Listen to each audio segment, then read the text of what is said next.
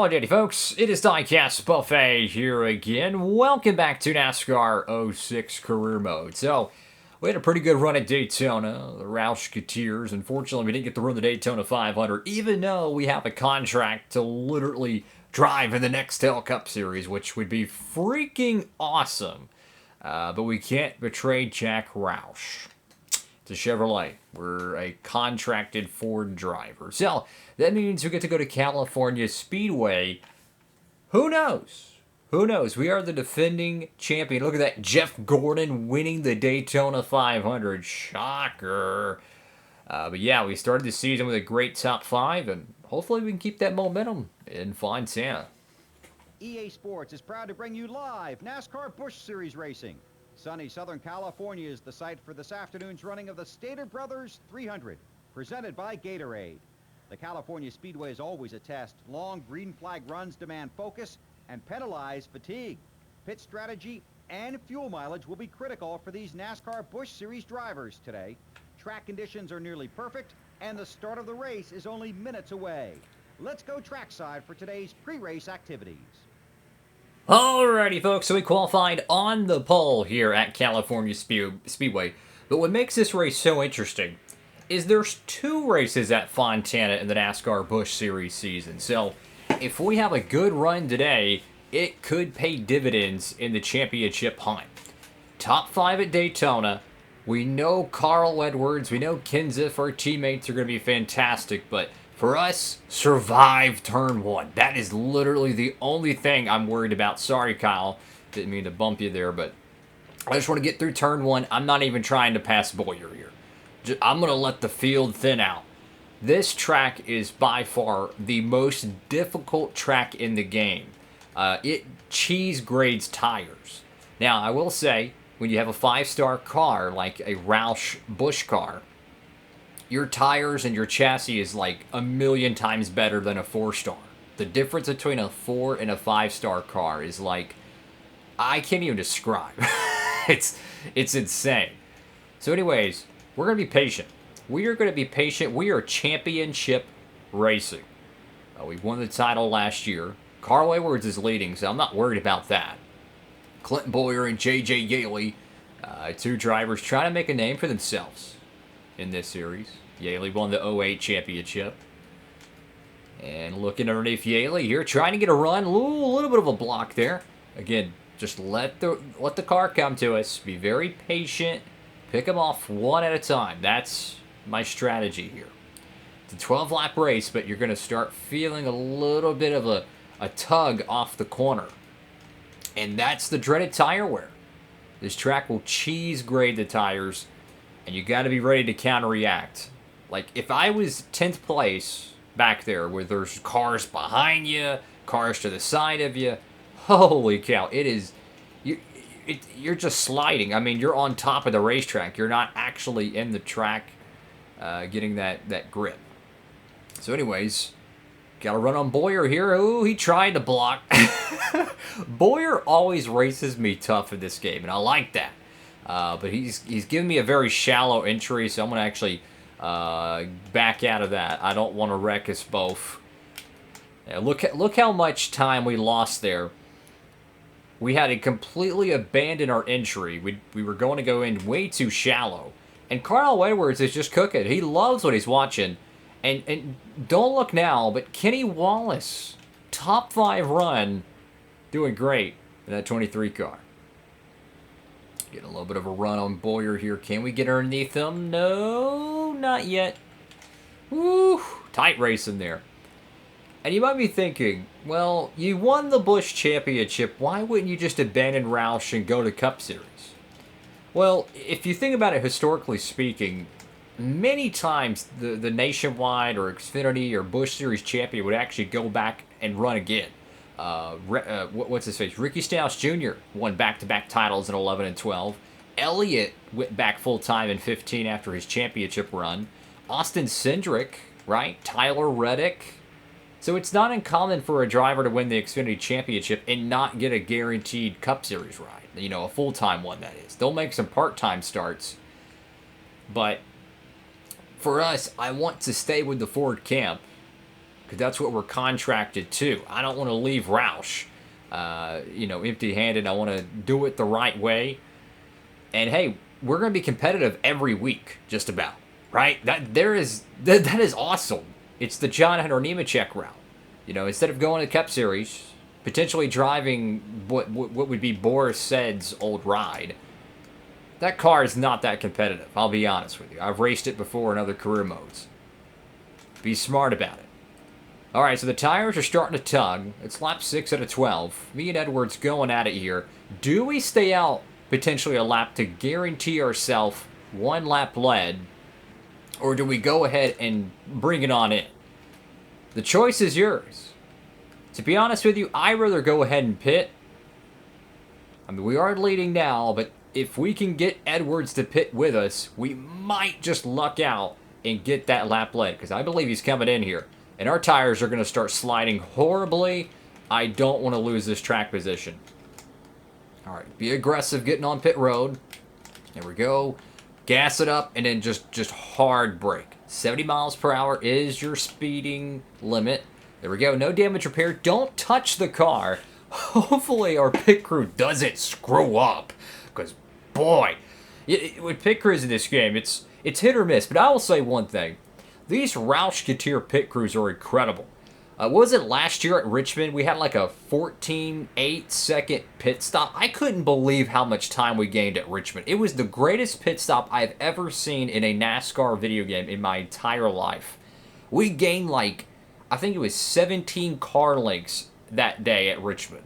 I've never seen anything like it in my life. It was the greatest pit stop I've ever had in NASCAR video game history. And fortunately, we're able to record it. All right, so this pit stop was not a home run, as Kyle Busch, Kenny Wallace, and company are going to be, well, oh, sorry, Yaley. They're going to be ahead of us, and barring a yellow, Edwards is probably going to win this race. But for us, a top 5 is exactly what we want. We're not worried about Brian Vickers. We're not worried about his teammate Kyle Busch. We are simply wanting a top 5. Keep the momentum. There'll be better days ahead. And we're only 7th. So, I mean, there's 4 cars. Throw a blanket over them, give or take. We can get this. And we have fresher tires. We pitted 1 lap later, so we're going to take advantage of those good years. Brian Vickers, come on, buddy. We're on good terms. Come on, no. That was extremely stupid by Vickers there. He easily could have got wrecked and collected us. That was a bad block. Like right here, this is a good block by Yaley, I think, because we're championship battling, right? He's trying to get around Kyle Busch, but Brian Vickers, that was a dumb block. I could have dumped him and I wouldn't have felt guilty. That's how bad of a block that was. Oh, tight racing underneath JJ Yaley. And if you're just tuning in and you're thinking, JJ Yaley is a bust, why is he racing so good? Not in this playthrough. Not only is he a Busch Series champion, but he's won a buttload of Busch races. Oh, no contact there. Whoo, thank you, Yaley. He gave me a break. He lifted right there in the apex. Yaley is a super, super good driver in this playthrough, which is always fun to see. Because his stint in the Cup Series at Joe Gibbs Racing was very, very short. Rightfully so. You could give him a little bit of a, kind of some slack, because Bobby Labonte, his last few years at Gibbs really didn't do anything. Let's just keep it real. I mean, nearly won the 05 Coke 600, so I'll give you that. But that 18 car was nowhere near as good as the 20 car, and statistically, that proves it, right? And then they go to Toyota, and then Kyle wins like 8 races in his first year. So go figure. I'm kidding. Speaking of Kyle, he's hounding Kenny Wallace. And we're trying to get around him. We have the opportunity, but we only have 1 lap to go. Carl Edwards looking to win here at Fontana. And we're almost guaranteed a top 5 as long as we don't screw up. We need to set up 3 and 4. That's what we need to do. We don't need to go for the home run here. We just need to set up 3 and 4, get the momentum right, and then shake and bake. Kyle is hounding him.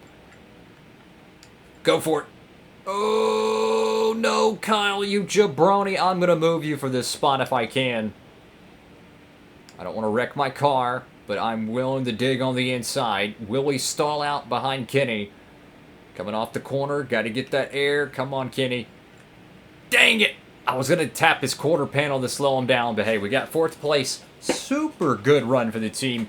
Kept the fenders on it. Carl Edwards gets it done, and another top 10 effort for all 3 of the Roushketeers. Great run for Kenny Wallace. So that team, let me tell you, they are not a top 4 team, statistically speaking, and they had a fantastic show today. Edwards' domination. We did get that lap lead bonus, so that is huge. 5 points could be massive for the championship in terms of a long-term, perspective. Because when you run the summer races in this game, there's a lot of one-off events. You're not going to have a Kyle Busch, a Brian Vickers, or any of these people running full-time. And they won't be at the one-off races. That is when the championship is won and lost. Because usually these races are dominated by the Cup Series leeches. When you go to Levi Strauss, you go to IRP, Milwaukee Mile, you better have a lot of points because you're going to be racing the championship contenders. Alrighty, folks, so that is it for today's episode of NASCAR 06 Career Mode. The next one, well, speaking of a one-off event, we're going to go to UPS Speedway for some early short track action. And after that, we're going to head back out to Las Vegas for the companion event, which would be the Cup Series the week before. But the schedule is not, it's not like connected right in this game. Like Las Vegas in real life would be the same weekend as the Busch race at Vegas. Apparently they fixed that in the next game, but I kind of just over-glance that and just not worry about it. I'm like, okay, it is what it is, right? I'm just going to pretend they're on the same weekend. And then you have Atlanta, which, if you don't know... Oh, I almost dropped my controller there. I actually turned it off. Atlanta is the coolest race in this entire game. It is literally Atlanta Super Speedway. I don't know why, but the Busch cars with the right amount of horsepower, the drafting package, the cars stay packed up. It's intense. Bump drafting, side drafting. Holy cow, it is a thrill ride. Here's your updated standings. I mean, 2 top 5s. You can't beat it. And again, Kenny Wallace. What a run. Brandon Miller. Clint Boyer. Great runs by them. Obviously, Vickers, Kyle Busch, we don't have to worry about them. Junior top 10 in points. That's really weird because usually, for whatever reason, he is awful in the Busch Series in this game. Like, I mean, awful. I can't tell you how many times I've seen his 81 car outside the top 30 in this playthrough. Gordon winning the Daytona 500 has him to a good start this season. Gonzalez leading the Wheel and Modified Tour. And Kevin Harvick. I don't know what it is, but Kevin Harvick almost wins every single truck Daytona race. So he's always the points leader early on. I don't know why. And we have, 56,000 prestige points away from our next level up, which the contracts in this game are based on that. So I got a little bit to go, but we'll see how it shakes out. Thank you all so much for watching the video. Have a blessed one, everybody. Diecast Buffet, signing off.